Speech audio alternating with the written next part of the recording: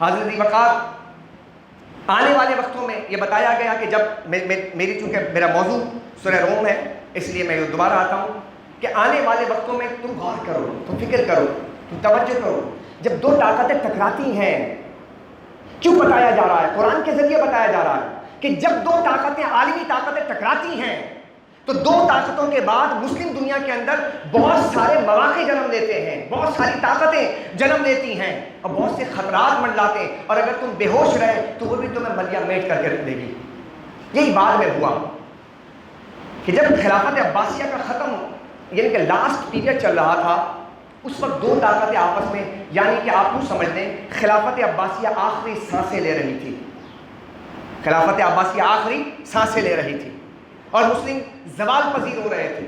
مسلم دنیا اتنی بڑی 3 بر اعظموں میں حکومت تھی، یہ پہلے کی بات کر رہا ہوں میں بھی کہ نہیں، پھر میں آپ کی طرف جاتا ہوں تاکہ آپ اس کو پہ غور کریں، تاکہ آپ کو اندازہ ہو کہ مسلمانوں نے جو حکومت کی ہے، ایک طرف مغلز تھے، ایک طرف جو ہے سلطنت عثمانیہ ہے، اس سے پہلے کی بات کروں، اوائل سلطنت کی بات کروں، 300-400 سال میں جب مسلمان خلافت عباسیہ، خلافت بنو امیہ، اس کے بعد جب مسلمانوں کی خلافت کی، بغداد آپ کا مرکز تھا، کوفہ آپ کا مرکز تھا، آپ کا اندلس مرکز تھا، آپ اسپین کے اندر جھنڈے گاڑ رہے تھے، 900 سال تک آپ نے حکومتیں کی تھیں، یہ اس وقت کی زمانے کی بات ہے۔ اللہ اکبر کبیرہ، جب آپ یورپینز پر آپ پورے چڑھ دوڑے تھے اور آپ بالکل تمام کے تمام دنیا کو آپ نے زیر نگی کر لیا تھا، اس کے بعد جب مسلمانوں میں عیاشیاں آئیں، مسلمانوں میں خرابیاں آئیں، مسلمانوں میں نافرمانیاں آئیں، مسلمان شراب، زنا اور پھر سود اور اس کی لعنت میں پڑ گیا، تو پھر نتیجہ کیا ہوا کہ ادھر سے دو طاقتیں، مشرق سے طاقت اٹھی،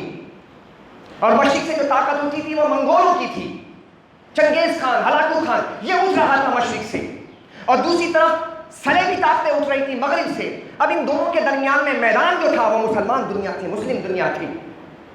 غور کیجیے گا، یہ جیو پولیٹکس یہی ہے کہ جب طاقتیں اٹھتی ہیں اور تصادم ہوتا ہے، نتیجہ کیا نکلتا ہے؟ ادھر سے صلیبی طاقتیں اٹھ رہی تھیں اور ادھر سے جناب جو ہے منگول اٹھ رہے تھے، اور میدان جنگ کیا تھا؟ مسلم دنیا تھی، تو مسلمان تباہ ہو گئے، تباہی آئی مسلمان، خلافت عباسیہ برباد ہو گئی، سلجوقی سلطنت برباد ہو گئی، خوارزم شاہ برباد ہو گیا، اس کے ساتھ اور بھی سینٹرل ایشیا کی تمام حکومتیں برباد ہو گئیں۔ لیکن اللہ تبارک و تعالیٰ نے اسی دوران جب دو تصادم ہوئے تھے، ادھر سے صلیبی آ رہے تھے، ادھر سے منگول آ رہے تھے، اللہ تعالیٰ نے درمیان میں ایک ایسے مواقع عطا کیے کہ جس میں آپ ارطغرل غازی جو ڈرامہ دیکھ رہے ہیں، اسی میں اللہ تعالیٰ نے اس وقت جب عثمانیہ سلطنت کا وجود بھی نہیں تھا، اللہ نے اسی میں سے موقع عطا کیا کہ قائی قبیلے نے اپنی جگہ بنائی اور اس موقع سے فائدہ اٹھاتے ہوئے اس نے بنیاد رکھی، اور آگے جا کر یہ سلطنت عثمانیہ کی شکل میں مسلم دنیا کو ایک تحفہ ملا جو ہمیشہ تلوار لے کر مسلمانوں کا دفاع کرتا رہا تھا۔